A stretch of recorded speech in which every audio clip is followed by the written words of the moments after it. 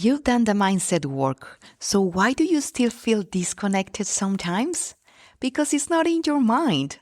I'm hosting 2 live sessions using neuroepigenetic breathing, a guided experience to help you reconnect with your body, regulate your nervous system, and feel like yourself again. April 1st and 8th, and it's free. Come experience it. Details in the show notes. Is your body evolving as your mind is evolving? Welcome back to the Midlife Butterfly podcast. This is Ken as you, your empowerment coach, your guide here. And I'm asking this because I don't know, but my guess is that if you listen to me, it's because you are into doing the inner work, into listening to more podcasts like this where you can learn something, to have self-reflections. You've been probably with coaches and mentors. You love reading books of self-help, self-development. You might be going to retreats and different things that help you grow and evolve as a human being. And I applaud you for that. Because unfortunately, we are not many people, the ones who we are in this path. It keeps growing, which is awesome. There's more people waking up. There are more people remembering who they are. The thing is that to remember more of who we are is not just about getting all that information in the mind. Because if that information doesn't go down to the body, you are going to continue to come back to old beliefs, old patterns, old behaviors that might come from you, from your life experiences directly. The thing is that a lot of the things that you experience, they don't even come from you. They come from your upbringing, from culture, religion, education, ancestors, and of course, the collective. So that's why it's very challenging to be able to upgrade yourself to your next level when your mind, your ego, using as a coping mechanism, the survival mode, brings you back to the, between quotes, the old you. And that is where exactly we gotta bring the body. That's where the body plays the role to then embody that knowledge, that understanding, that new, breakthroughs that you've been going through,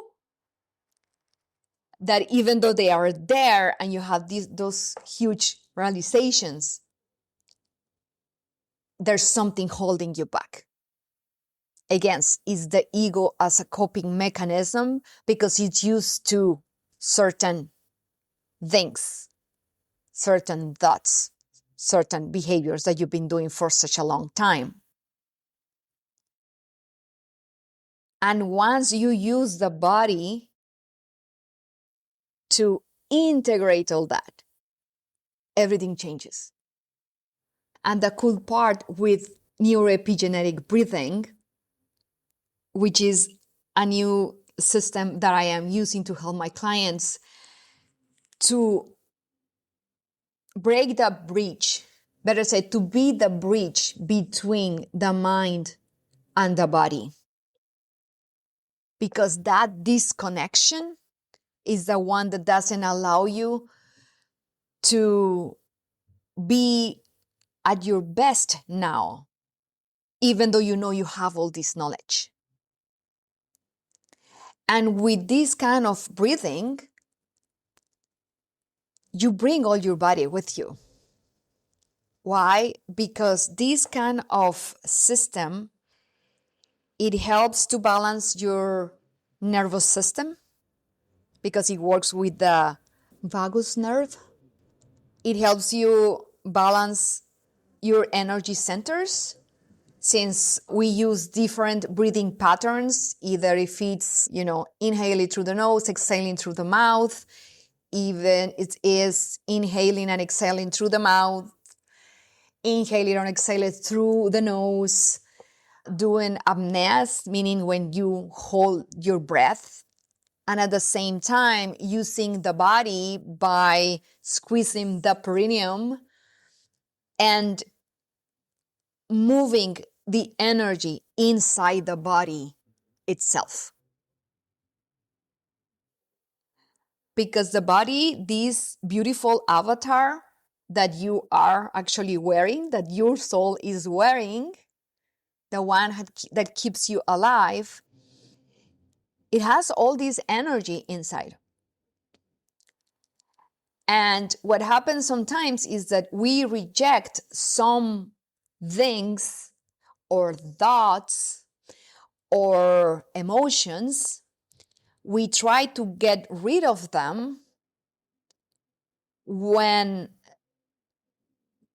we actually gotta learn to transmute it, to transform it, because it's energy. And energy cannot be destroyed, it can only be transformed. So by doing this kind of breathing technique, what happens is the body rearranges the energy that is within you. So if you have, let's say, a lot of anger, instead of rejecting that anger through breathing, what you can do is transform that anger, and then the body will alchemize it and bring that energy wherever your body needs it the most. So then you can feel calmer, feel more peace, feel at ease. And of course, the more you practice, the more you're gonna get into these sensations of tenderness, of peace, of feeling that beauty and abundance and love that is within you. Because if the body keeps staying in a sympathetic mode, meaning when you are in fight or flight most of the time, over there you cannot find calmness. You cannot find peace and ease over there. So you gotta come back to the body. And by using this technique with different ways of breathing, that's how you calm your body. That's how you can rewire your brain just by breathing. You don't even have to talk about your traumas or your wounds or whatever circumstance that you might be going through that must be challenging, that every time you repeat it, you're kind of like bringing it back to the body and you are rewiring that. So it's about using this technique to move that energy within, and then don't ask about it, because the mind is going to try to find the answer. It's going to try to figure out what happened, what did you heal, if whatever thought came through, it made sense. And, because the logical mind wants to know. But the wisdom of the body doesn't need to know. The wisdom of the body, all it needs is to feel the emotions and the sensations and just allow them to flow through you. That's it. That's all. And that's how then all that information that you've been gathering in your mind, all that knowledge that you've been going through, again, as I say at the beginning, books, podcasts, coaches, retreats, etc., etc., that's how they then come down to the body. And little by little, you start noticing in your day to day, in how you behave, in how you think, in how you respond to other people. That is where, very subtle, very softly, you start seeing the integration of all that knowledge that is in your mind, then in your day to day, because now is your body the one taking the signal, the one acting and not reacting, the one that is aware of the sensations that are out there, for you to know what feels good for you and what it doesn't feel good for you, what it makes you really engage with something, because it comes from your heart and your intuition instead of coming from the logical mind, because there's a should and a have. And that's how, with that awareness, by feeling your body, by being in your body most of the time, as you know, again, it's a practice, it's a daily practice. The more you live in your body, the more you're gonna start living in coherence. Meaning that what you think, what you feel, and what you act on are gonna be in alignment.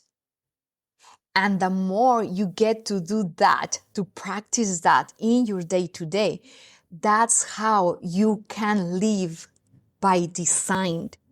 Meaning that's how you can create every moment of your day with intention, purpose of what it feels good to you in your body, in your heart.